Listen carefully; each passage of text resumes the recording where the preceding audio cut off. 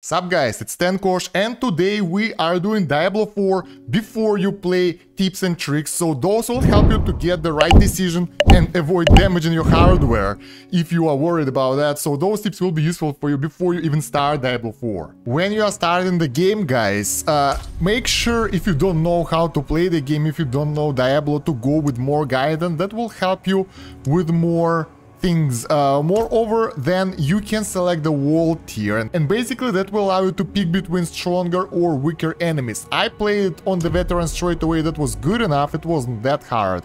But if you are new to this genre, you would like to go for adventure wall tier.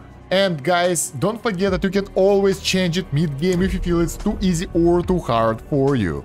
My first tip, guys, is that you should play each character, each class, a little bit, maybe up to level 20 or so, to pick the one that you like. Because I played Necromancer on the free weekend, it was pretty fun, but skeletons and minions were pretty weak and it felt lacking. Each character is viable though, there is no weaker or stronger class, they are pretty balanced. So pick the play style that you like out of all those guys. They all have their own mechanics. You can see what they are like here when you right click them.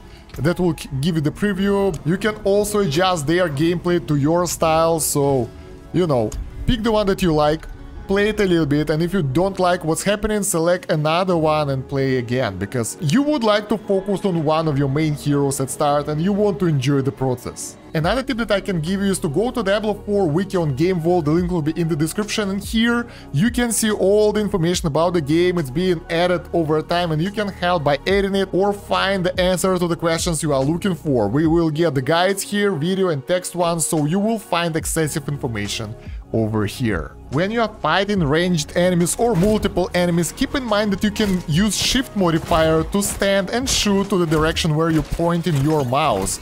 That will allow you to, well, not run around if you misclick, and that's very convenient to fight an enemy before he comes to you and maybe prevent his movement. So if you know that he will go to the left, you will shoot to the left with that arrow. It's mostly useful for the ranged characters, but if you are playing as a melee character, you can use it as well, so you can attack the enemies that are coming close to you. Another thing, that you can assign and refund your skills, and for the first 8 levels it's free, so you can try different skills.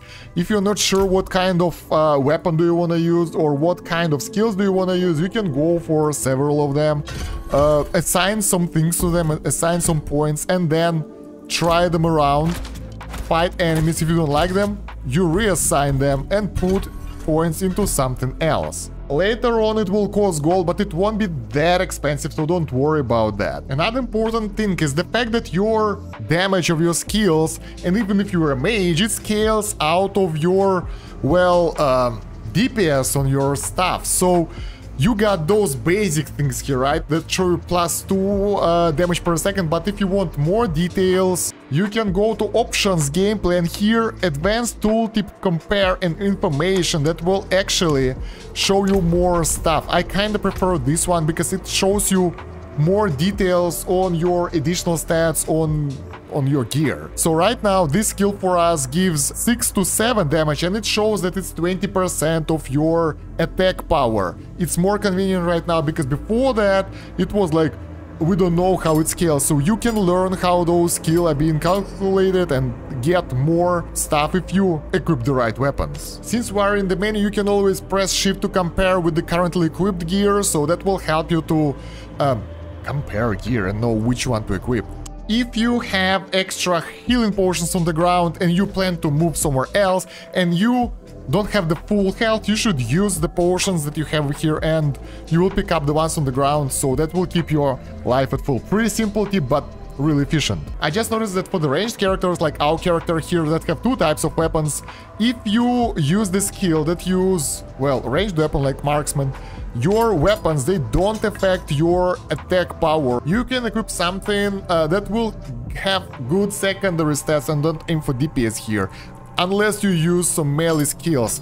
For melee skills, I think the damage will be calculated out of your, well, melee weapons, obviously. If you guys are worried about your GPU overheating and burning after the events that happened, you can limit the FPS in the game. But if you are not sure about that, you can go to NVIDIA control panel. That will open you the control panel, and over here you go to manage 3D settings, and here you can either adjust the global settings. For me, I put it to 120 FPS because I'm usually recording the video, so I don't need the higher FPS in the games, or go to the program settings over here, find the game here, so find Diablo. If you can't find it in the list over here, you should add it and browse and go to the area where it's installed. So go to Diablo 4 folder and get Diablo 4.exe, and here you can adjust the max frame rate again. So you will go with the normal setting here and limit it to as much as you want. Like if you are playing on the high-end PC, go for 144. Basically you can go for your screen refresh rate, so something like 144 for 144 refresh monitors. But for me, since I'm recording the videos usually and I have OBS running in the background as well, I will go with 60 FPS because I mean, I don't need more because you won't be able to see more, and I'm okay with that FPS. Go down here, press apply, and you're golden. Now Diablo 4 will never go over that FPS, and that means it won't try to overheat your system. So if you're wondering that your temps are too high, if they're higher than they should be, you should take a look at your thermal paste then. Because GPUs and CPUs specifically, not in the laptops but in the normal PCs, they shouldn't be at the high temperatures. There we go, guys. Those are the tips that I can give you right now. Let me know in the comments if you have extra tips for the new players. Moreover, check out the video description for the playlist of Diablo 4, for Game Vault, Diablo 4 Wiki, and my other YouTube channel, social media, and other useful stuff. Other than that, thank you very much for watching. That's about it for now. Stan Kosh out. Have a good one. Bye.